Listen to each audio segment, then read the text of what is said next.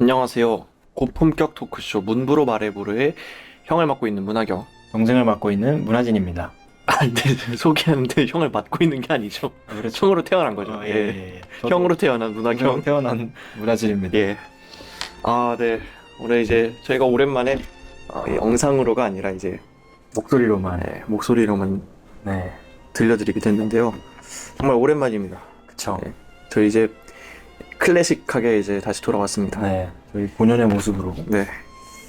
뭐 요즘 잘 지내셨나요? 이제 대학교 종강 네. 시즌인데. 네, 이제 종강이니까 뭐 종강 했어요? 아직 안 했습니다. 언제 끝나요?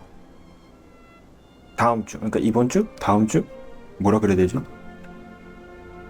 6월 셋째 주에 끝납니다. 6월 셋째 주? 네, 다음 주네요. 그쵸. 부럽습니다. 뭐 여긴 종강이 없나요? 아니, 있어요. 근데 왜 부러운 거예요? 네? 아, 그냥 부럽다 한 거예요. 근데 셋째 주? 네. 요일은 모르고. 금요일. 금요일? 수업이 금요일에 다 끝나니까. 아. 그럼 제가 더 빠르네요. 아. 저 화요일날 종강이거든요. 뭐 기만하는 것도 아니고. 네. 그럼 뭐 시험들은 뭐. 물어보지 마시죠. 오케이, 알겠습니다. 시험은 뭐. 예. 그러면은, 네. 저희, 이제. 좀 어색해지는데 시험 얘기하니까. 예, 알겠습니다. 그러면 이제 저희 얘기는 끝났고요. 네. 오늘은 이제 저희가 뭘로 돌아왔느냐. 저번에 이제 하진 씨께서 했던 문학의 밤, 네, 첫 번째 문학의 밤. 그때는 이제 시를 했었죠. 네 맞아요. 이번에는 소설로 돌아왔습니다. 단편 소설. 소설인데요. 어떤 소설을 하시는지 말씀 한번 해주시죠. 그 전에 우리 또 얼마 전에 핫했던 잠깐 유행을 했던 부모님께 엄마 만약에 내가 일어났더니 바퀴벌레로 변해 있다면 어떻게 할래? 의 원조격인 소설을 가지고 왔습니다. 그쵸. 네, 일단 우리나라 소설은 아니고 제 외국 소설인데 고전 소설입니다. 프란츠 카프카의 변신이라는 소설입니다. 변신. 변신. 어떤 내용인가요? 줄거리를 조금 소개를 해드리자면 네. 주인공은 그레고르 잠자라는 그레고르 잠자라는 네. 청년이에요. 돈벌이를 하고 있는 그냥 직장에 다니고 있는 청년입니다. 근데 어느 아침 일어났더니 뭔가 몸이 이상한 거예요. 그래서 일어나려고 했는데 몸이 제 말을 듣지 않아서 자신의 몸을 봤더니 큰 벌레로 변해 있었습니다. 하루아침에. 그게 무슨 벌레라고는 작중에 나오진 않는데 네. 제가 사파를 조금 찾아봤더니 네. 약간 바퀴벌레, 진짜 바퀴벌레 같이 생긴 그런 벌레로 변신해 있었던 거예요. 바퀴벌레. 예. 근데 막 저희가 생각하는 이솝우화에서 막 보면 벌레들도 막 두 발로 걸어다니고 그쵸. 막 손 쓰고 막 그러잖아요. 그런 게 아니라 진짜 벌레가 돼가지고 그 6발로 기어다니는 거예요. 네. 그런 느낌이 진짜 벌레가 돼버린 겁니다. 네. 저 근데 궁금한 게 하나 있어요. 좀 네. 쓸데없는 걸 수도 있는데 네. 뭐, 거기 혹시 작중에서 크기는 뭐 크기는 딱 그 바퀴벌레만한 크기예요? 아니면은 그것보다는 조금 큰? 그 크기가 정확한 크기는 안 나오는데 네. 소파 밑으로 들어갔을 때 배가 눌린다라는 묘사로 봐서는 아. 그냥 인간 크기인 것 같아요. 그러니까 사람 크기의 바퀴벌레라고 생각하시면 됩니다. 오. 그럼 되게 그렇죠. 그럼 뒤에 나올 그 가족들의 반응이 궁금하죠. 어느 정도 예. 네. 그래서 그레고르가 아침에 일어나서 자신의 몸이 변한 걸 보고 매우 당황을 합니다. 당연히 누구라도 당황을 그쵸. 하죠. 그렇죠. 내가 바퀴벌레라니. 그렇죠. 그래서 너무 당황을 했는데 이제 또 출근 날이었어요. 그날이 주말이 아니라 주말이었다면 또 모르겠지만 출근 날이어서 아침에 새벽에 일찍 일어나서 나가야 되는데 벌레인 상태로 나갈 수가 없잖아요. 네. 근데 침대에서 일어나지는 못하는 거예요. 벌레들이 보통 뒤집어져 있으면 스스로 잘 못 일어나잖아요. 그렇죠, 그렇죠. 그렇게 돼버린 거예요 지금. 아. 그래서 스스로 못 일어나서 안간힘을 쓰고 있다가 그렇게 몇 시간을 보냅니다. 그러다가 한 7시 정도에는 원래 기차를 타야 되는데 그때까지 이 그레고르가 방에서 나오질 않으니까 어머니께서 걱정이 돼가지고 네. 그레고르의 방문을 두드립니다. 무슨 일 있는 거냐? 그래서 그레고르는 방문을 열었을 때 어떤 일이 벌어질지 모르잖아요. 어머니께서 어떻게 하실지 모르니까 괜찮다라고 소리를 지릅니다. 근데 벌레로 변해버린 이상 사람의 말을 할 수가 없잖아요. 괜찮다라고 말을 했지만 그 어머니께서는 그걸 굉장히 이상한 소리로 들으세요. 아, 그래서 얘가 진짜 아픈가 보다. 목소리가 되게 많이 변했구나 라고 생각을 하고 네. 뭐 어떻게 회사에 연락을 할까 뭐 이런 얘기도 하시다가 결국은 출근 시간이 다 되어서 그 회사의 지배인이 직접 찾아옵니다. 회사로, 집에 아니 집으로, 회사에서 오. 찾아와서 그레고르 왜 안 왔냐, 네. 무슨 일 있는 거 아니냐. 네. 근데 그레고르의 집안이 그레고르 빼고는 아무도 그 뭐라 그러죠? 생계 활동을 못 하고 있어요. 네네. 아버지께서는 사업을 실패하셔가지고 한 5년째 무기력하게 의자에 앉아 계시고 어머니랑 여동생이 한 명 있는데 둘 다 아직 직업을 못 구해가지고 그레고르가 이제 장남이자 한 집안의 기둥으로서 역할을 하고 있었단 말이죠. 네. 그래서 그레고르가 회사에서 잘리면 이 집안은 이제 더 이상 돈을 벌 수가 없는 거예요. 그쵸. 그거를 걱정해가지고 그레고르는 어떻게든 회사에 나가겠다. 지배인이 문 앞까지 왔거든요. 방문 앞까지. 그래서 어떻게든 나가겠다. 의지를 보여주려고 어찌저찌 이제 침대에서 나와서 방문을 엽니다. 자신의 힘으로 열어요. 방문을. 방문을 열자마자 지배인이랑 어머니께서 딱 서 있었는데 지배인이 그 모습을 보자마자 기겁을 합니다. 그쵸. 네. 갑자기 집안 방 안에서 벌레가 네, 나오니까. 사람 크기만한 벌레가 갑자기 기어 그쵸. 나오니까 난생 처음 보는 크기잖아요. 지배인이 깜짝 놀랍니다. 음. 그리고 어머니도 그 모습을 보고 거의 졸도를 하세요.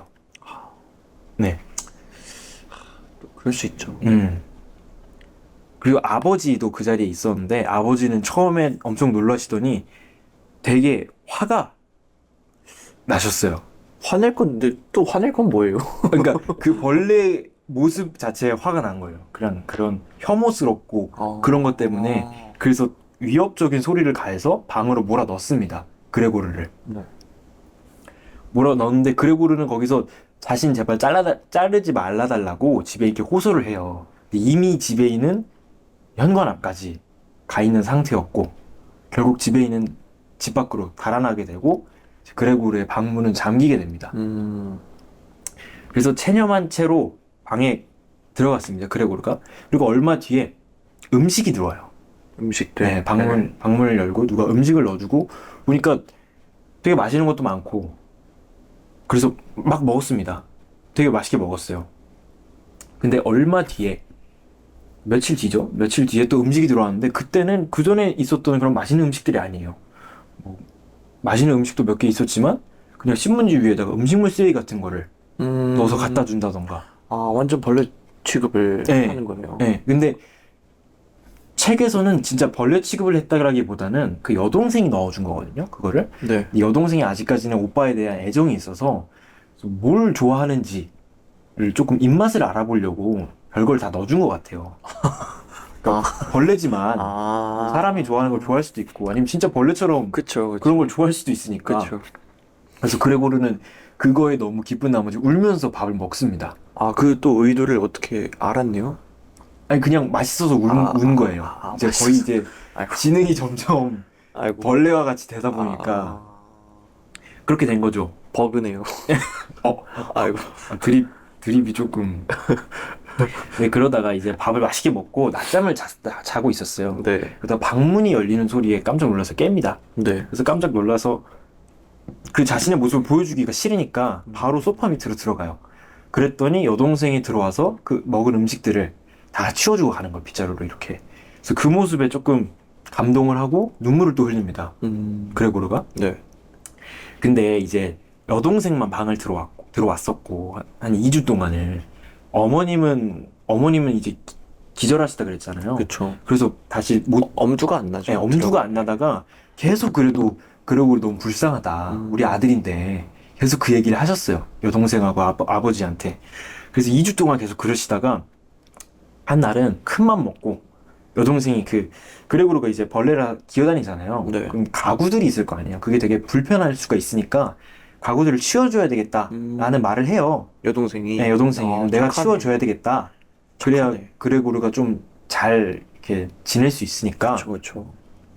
이제 그 얘기를 하면서 그럼 어머니가 옆에서 듣고 있다가 그러면 나도 그때 같이 도와주겠다. 그러면서 그레고르도 보고 그렇게 하겠다. 그래서 알겠다고 합니다. 근데 그때 여동생이 얘기를 하면서 벽에 걸려 있는 벽에도 뭐가 걸려 있을 수도 있잖아요. 네. 액자 같은 게. 네. 그런 게 또 벽에 기어다니기엔 어려우니까 벽에 있는 그림을 좀 그것도 떼야 되겠다라고 얘기를 합니다. 근데 그레고르가 가장 좋아하는 액자였어요. 아, 그래서 그것만은 지켜야 되겠다라고 생각을 하고 있었는데 마침 그날 이제 방문을 열고 여동생과 어머니가 들어옵니다. 그래서 그 인기척이 느껴지자마자 그레고르는 그거를 지켜야겠다는 생각 하나로 그 그림으로 달려가요. 네. 그래서 그 그림을 꽉 붙잡습니다. 아, 그 큰 몸뚱아리로. 그 방문을 딱 여니까 그레고르가 그러고 있는 거예요. 네. 그러니까 어머니가 또 그 모습을 보자마자 또 기절하십니다. 기절 초풍이네. 네. 그리고 여동생은 되게 위협적으로 그레고르를 소리를 치죠. 너 거기 왜 있냐? 이런 식으로. 그 되게 약간 상상을 해보세요. 그 벽면에 그 발 6개로 큰 바퀴벌레가 뭔가를 딱 붙잡고 있다라는 그 상상을 하면 그럼 되게 뭔가 이질적이기도 하고 혐오스럽잖아요. 그쵸. 네. 무섭죠. 네, 그런 거에 대한 반응으로 그렇게 나온 거예요, 여동생이. 그래서 결국은 어머니께서 기절하시고 여동생은 어머니를 다시 밖으로 이렇게 안정을 취하게끔 합니다. 그레고르는 다시 소파 밑으로 들어가게 되고 문은 또 잠기게 되고 그렇게 되니까 그날 저녁이 됐어요. 저녁에 아버지께서 집에 들어오셨는데 어머니가 또 그러고 있는 걸 보니까 어떻게 됐냐 여동생한테 어떻게 됐냐 했더니 여동생이 자초지종 설명을 합니다. 그레고르가 나와가지고 거기에 붙어 있었다. 그래서 어머니가 그걸 보고 놀랐다. 그랬더니 아버지가 굉장히 화가 나셔가지고 방문을 탁 엽니다. 그레고르. 네. 방문을 탁 열고 그레고르는 아버지께 사과를 드리려고 그랬어요. 그런 의미가 아니었다. 전혀 해칠 의도가 없었다. 라는 걸 얘기하고 싶었지만 그게 되겠습니까? 안 벌레인데. 되죠. 찍찍찍찍 찍찍 소리도 나죠. 찍찍. 바퀴벌레가 찍찍 소리를 냅니까? 어쨌든 무슨 말을. 그렇다고 아무튼. 찍찍할 수는 없잖아요. 아, 그렇긴 하죠. 그 모습을 본 아버지는 오해를 합니다. 이게 얘가 나 또 위협을 하는 거구나. 그래서 그 모습에 너무 화가 나가지고 옆에 있던 사과, 이게 사과를 그 접시에 쌓아놓잖아요. 그거를 계속 던지기 시작해요. 그레고르한테. 근데 솔직히 뭐 껍질을 맞으면 안 아프죠. 근데 안 아픈데 하필 등에 딱 맞아버린 거예요. 그 맨들맨들한 부분에. 그게 맞았는데 막 맞고 튕겨나간 게 아니라 거기에 박힙니다. 몸에. 하이페스티벌 3지 나오시네요. 예. 거의 문동주급이. 딱 맞춰가지고 엄청난 고통을 겪어요. 네. 그레고르가. 그러고 나서는 또 아버지가 방문을 닫습니다. 그레고르는 그 사과를 맞고 되게 자신의 힘으로 뺄 수도 없고 그 사과를. 그쵸. 팔이 있으니까 네. 뭐가 있습니까? 그렇기도 하고 너무 아픈 나머지 점점 몸에 힘을 잃고 특히 책에서는 시력을 잃었다.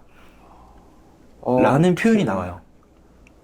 근데 이거는 조금 이따가도 설명을 드리겠지만 그레고르가 단순히 시력을 잃었다는 게 고통에 대해 묘사일 수도 있겠지만 이제는 약간 뭔가 우리가 시력을 잃는다라는 거는 약간 삶의 의지가 점점 꺾인다라는 표현으로 볼 수도 있거든요. 그쵸. 옛날 문학, 그러니까 옛날 문학들이라 해야 되나요? 전에 읽었던 문학들 보면은 약간 진짜 사회 의지가 없을 때 네, 시력을 잃는다라는 표현을 좀 종종 본 것 같아요. 그쵸. 네. 그럼 반대로 뭔가를 깨달았을 때는 눈이 떠졌다 그쵸, 그쵸. 라고 얘기를 하잖아요. 그쵸. 근데 그 반대가 된 거예요. 시력을 점점 잃게 됐다. 그렇게 됩니다. 그러고 또 굉장히 고통스러운 나날을 보내고 있었는데 아까도 말했지만 그레고르가 장남이자 생계를 유지하는 기둥이었기 때문에 지금 돈이 없는 상황이에요. 이 가정에. 다행히도 아버지가 조금 꿍쳐놓은 돈이 있어서 네. 어찌저찌 살아가고 있었지만 그게 비상금 1년치밖에 안 되는 거예요. 아무리 잘 써도. 그쵸. 그래서 어쩔 수 없다라고 생각을 해서 그 그레고르의 집을 하숙집으로 하게 합니다. 대신에 그레고르 방은 당연히 잠그게 그쵸. 해놓고요. 그쵸. 그렇게 해서 하숙을 하다가 3명의 신사가 이 집에 하숙을 들어오게 됐어요. 네.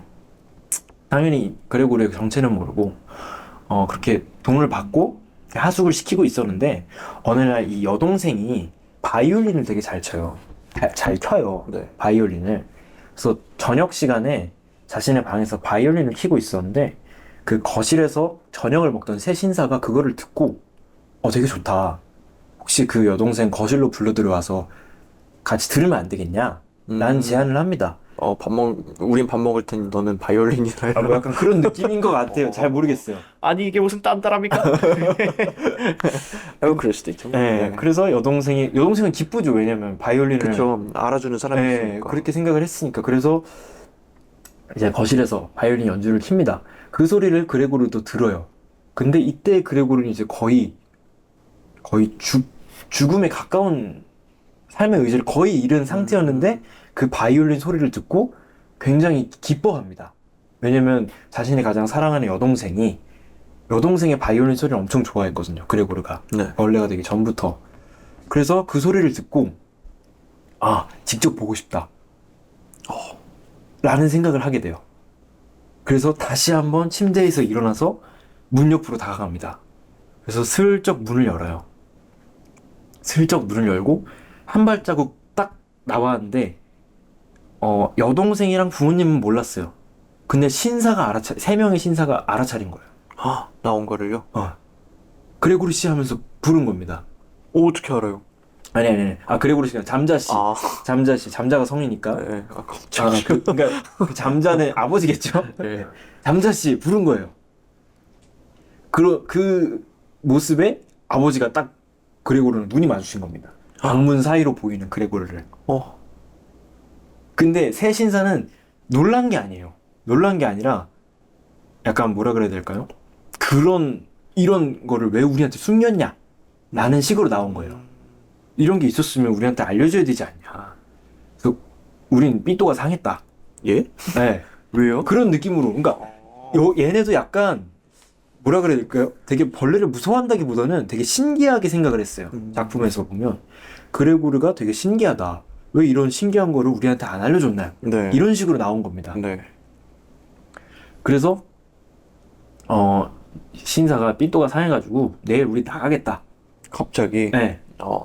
나가겠다. 이런 거는 서로 신뢰도 없고 뭐 이런 얘기 하면서 뭐 나가겠다 그걸 했습니다. 그러니까 네. 아버지한테 해명을 요구를 한 거죠. 저게 뭐냐. 근데 아버지는 계속 화만 내니까 몰라도 된다 뭐 이런 식으로. 그러니까 이제 우린 삔또가 상하니까 나가겠다 하고 일단 그날 밤에 상황이 일단 일단락이 됩니다. 다시 당연히 그레고르의 방문은 잠겼죠.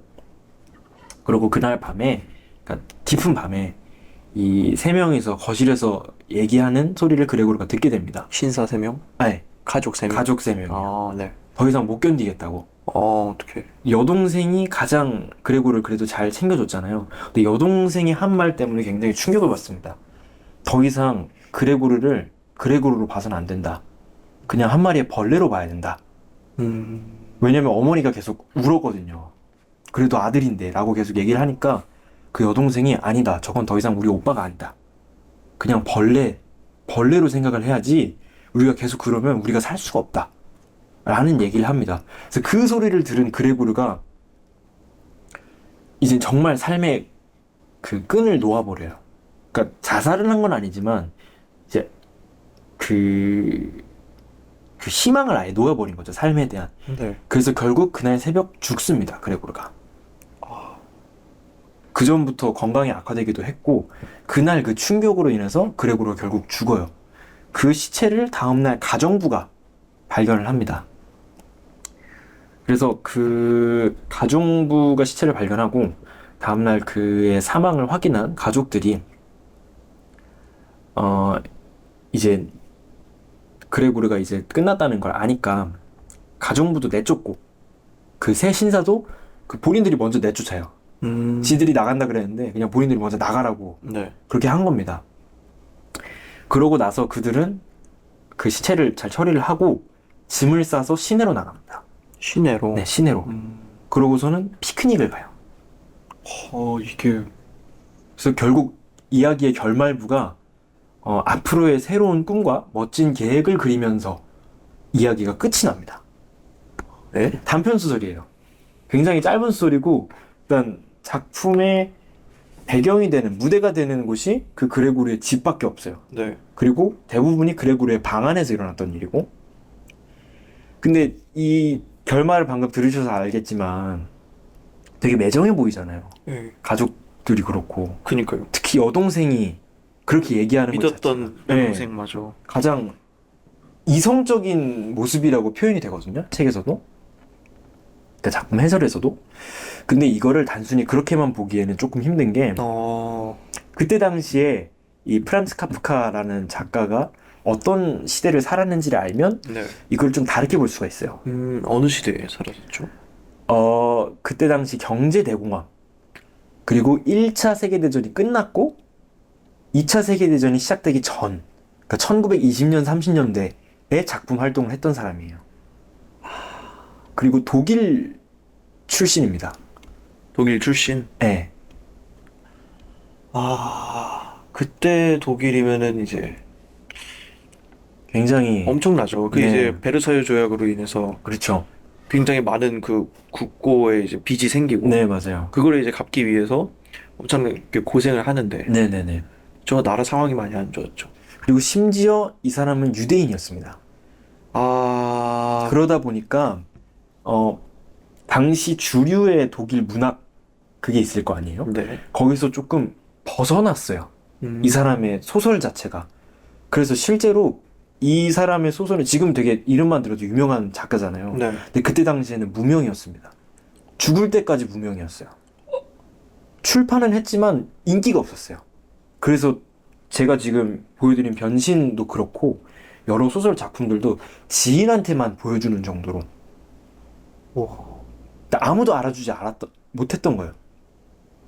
그래서 결국은 마지막에 유언으로 자신의 원고들 모두 태워달라고 친구한테 부탁을 합니다. 뭐 아무도 읽어주지도 않고 그러니까. 근데 이제 그 친구가 이 카프카의 재능을 알고서는 이 카프카가 죽고 나서 이거를 모아서 출판을 해요. 그래서 세상에 나오게 된 겁니다. 고인의 유언을 안 들어주면 약간 심보가 카프카 입장에서는 되게 그렇죠. 그렇죠. 근데 떠나서 이제 위에서 보고 독자들 있는데. 입장에서는 되게 고마운 거죠. 그쵸 그쵸. 안 그랬다면 이런 명작을 읽을 수가 없었으니까. 그렇죠. 뭐 당시 상황이 그렇기도 했고 그래서 한창 그러니까 돈이 되게 필요한 시대였잖아요. 그때가. 그래서 그레고르라는 이 존재 자체가 당시의 현대인들을 상징합니다. 그레고르는 가정의 생계를 책임지고 있죠.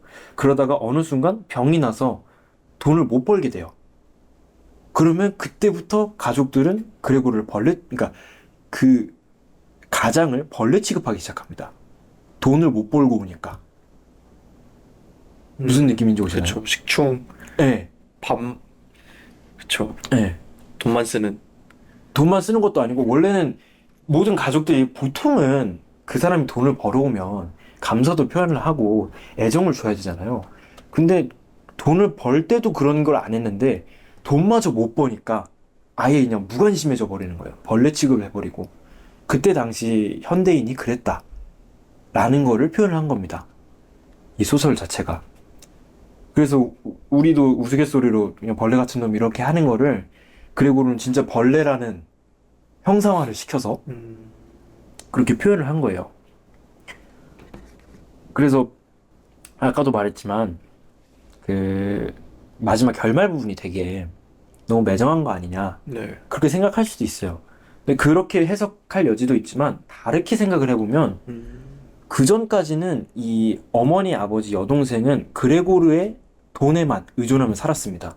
그래서 아버지는 사업을 실패해서 무기력하게 의자에만 앉아 있었고 어머니 여동생은 돈을 벌 생각을 안 했고 그레고르만 돈을 벌고 있으니까 그래도 어느 정도 살아갈 수 있으니까.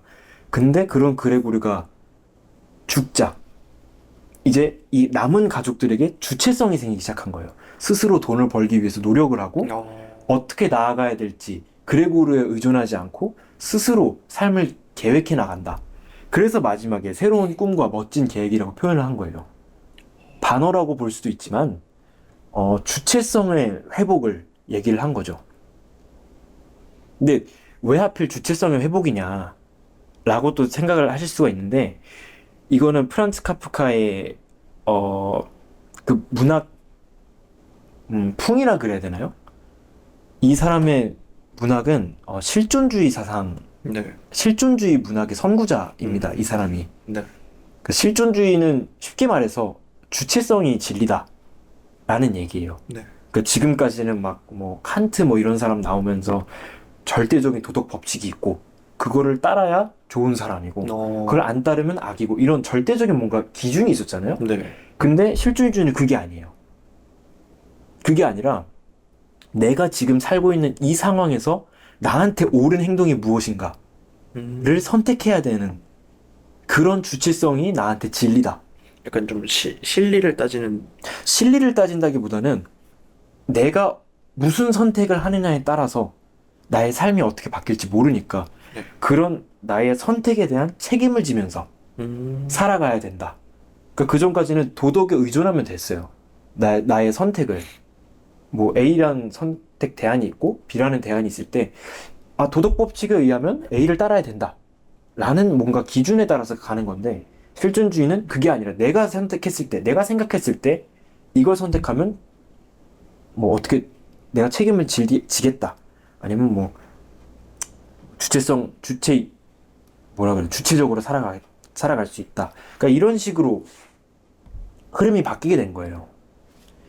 그러니까 그런 사상의 문학성, 그러니까 문학적으로 네. 되게 선구자라고 평가를 받습니다. 프란츠 카프카가. 그래서 실존주의의 사상을 되게 그 간단하게 얘기하는 게 많이 들어보셨을 격언일 수도 있는데 인생은 B와 D 사이의 C다 라는 얘기가 있어요. 그 벌써 데스트 사이의 초이스? 네, 그 뜻입니다. 인생은 탄생과 죽음 사이의 선택이다. 네. 그러니까 항상 인생은 선택의 기로에 있고 우리가 무엇을 선택하듯이 자유지만 그거에 대한 책임은 항상 나한테 있다 라는 게 이제 실존주의의 주요 골격이 되는 겁니다. 그래서 그 사상을 이제 문학적으로 승화를 시킨 게 아까도 말했지만 프란츠 카프카의 소설이에요. 특히 그래서 그 관점에서 마지막 결말을 보면 현대인의 주체성의 회복을 얘기를 했다라고 볼 수가 있는 거죠. 물론 그레고르가 죽은 건 안타깝지만 결국은 내 인생이 있고 내 인생을 어쨌든 살아가야 되잖아요. 그거를 이제 그레고르에 의존하지 않고 내 주체적으로 살아가야 한다라는 메시지를 담은 게 또 이 프란츠 카프카의 변신이라고 할 수 있습니다. 그러면은 방금 떠오른 생각인데 네. 이거를 한 사람으로 볼 수가 있는 건가요? 그러니까 이제 그 새롭게 살아가는, 그러니까 기존에는 내 안에 두 가지 성격이 있었던 거죠. 네. 한쪽은 이제 그래도 주체적으로 살아가야 한다. 한쪽은 좀 무기력하다. 근데 이제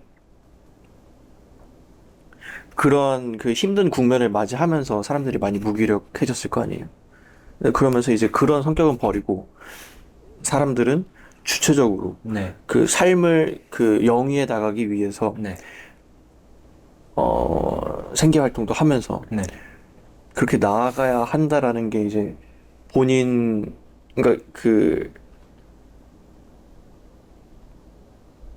한 사람 안에 그게 다 투영을 시킬 수 있는. 네. 실존주의 사상은 그 지금까지 현대인들이 주체성을 잃고 살아왔기 때문에 마치 그레고르도 그 전까지는 어쨌든 자신의 뜻을 이루지 못한 채 가족의 생계를 위해서 일만 한 거였잖아요. 그렇죠. 그레고르와 그레고르의 가정, 그 구성원들로 대표됐어요. 현대인들은. 주체성을 잃은 현대인들은.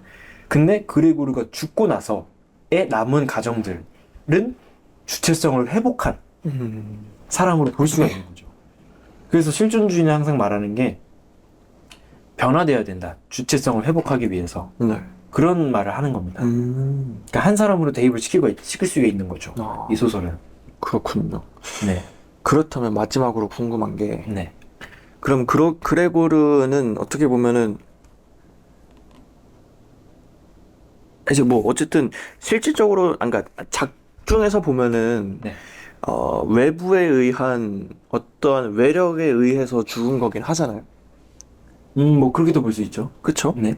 근데 실질적으로 이제 카프카가 우리에게 그러니까 우리에게 말해주고 싶은 게 아니라 어떻게 보면은 이제 그레고르의 희생이라고 봐도 되는 거예요. 그 희생으로 인해서 이제 가족들이 주체성을 회복을 하고, 희생. 네.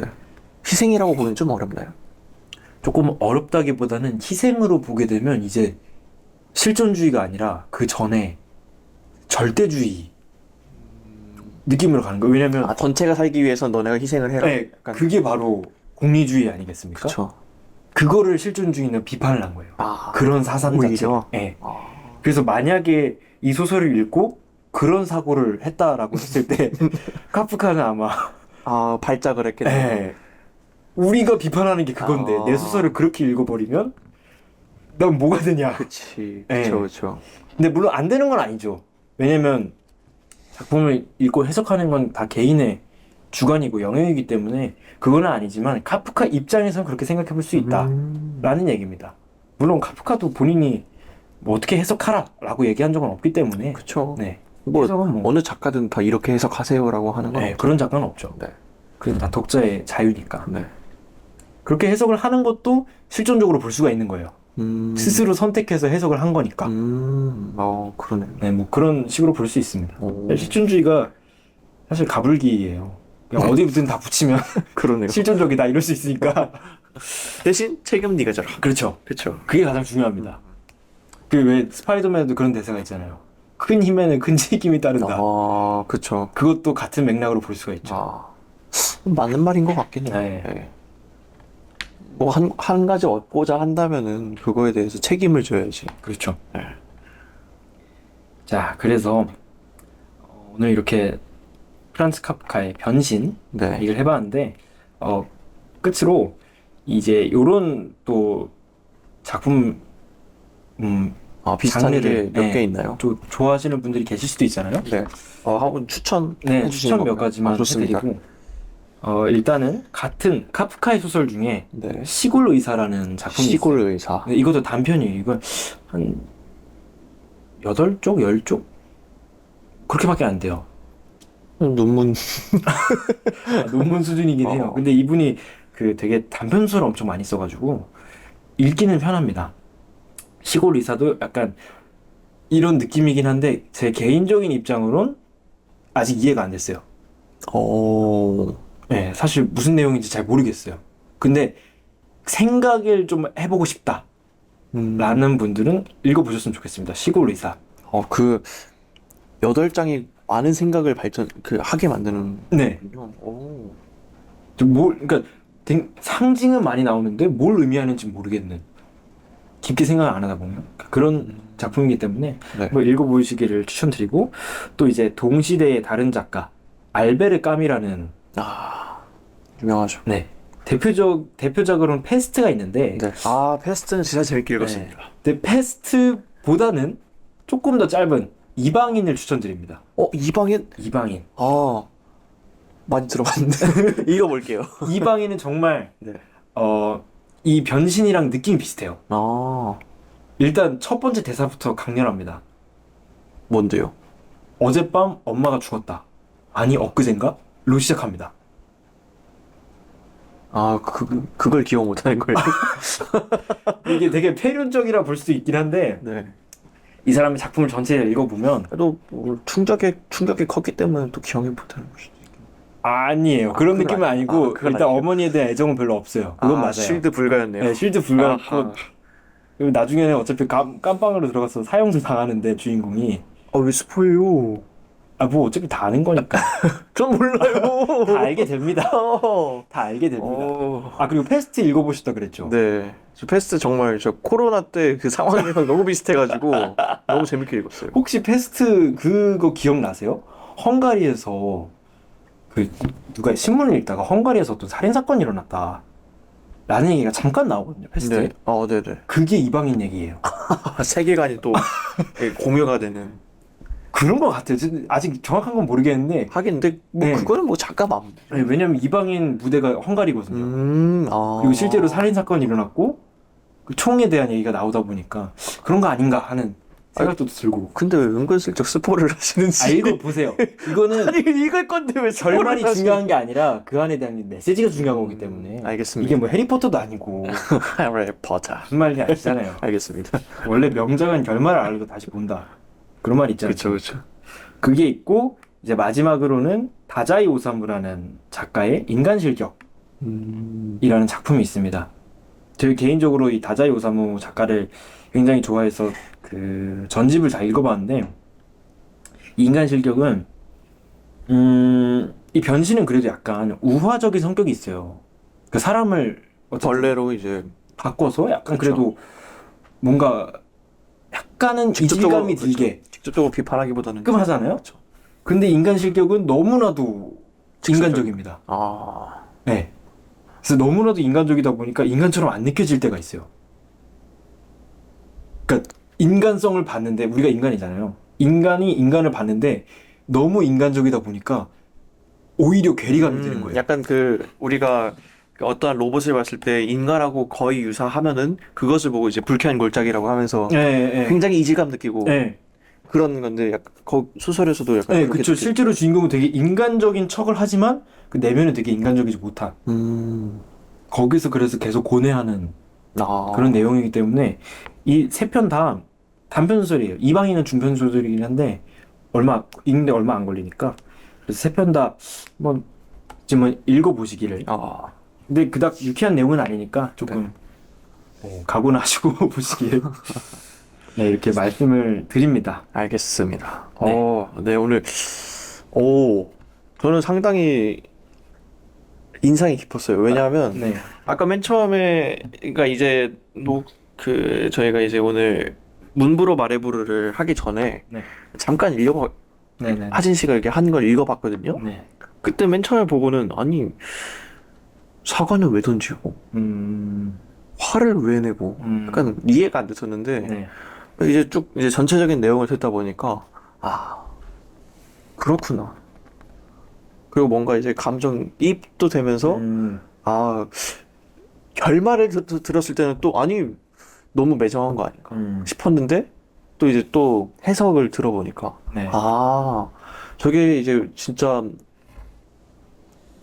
뭐 인간성을 버린 가족들이 아니라 오히려 카프카가 회복한 거죠. 그쵸 카프카가 원하는 국민성 어떻게 국민을 대상으로 한 걸 수도 있고 그 당시에 그 소시민들의 이제 그 성격들을 이렇게 바꿨으면 좋겠다라고 어쨌든 이렇게 말을 해주고 있는 거잖아요. 그렇죠. 그래서 그런 거 보면서 아 카프카는 이런 걸 말하고 싶었구나. 네. 실존주의자로서 주체성의 회복을 바라고 있었구나. 네. 라는 것을 딱 듣고 좋다 소설 맞아. 읽어보고 싶다. 이게 또 고전 명작의 묘미 아니겠습니까? 그쵸 생각을 하게 하는. 그쵸. 그래서 오늘 너무 카프카의 변신 너무 재밌었습니다. 감사합니다. 그러면 오늘은 이만. 네. 이제 저희가 녹음으로만 하기 때문에 얼굴을 보여드릴 수 없지만. 안 보시는 게 오히려 그 청취자분들도 네. 많이 편하실 거라고 생각이 됩니다. 맞습니다. 부담스럽다. 네. 그러면은 오늘도 이렇게 저희 문부로 말해부르를 청취해 주셔서 감사하고요. 네.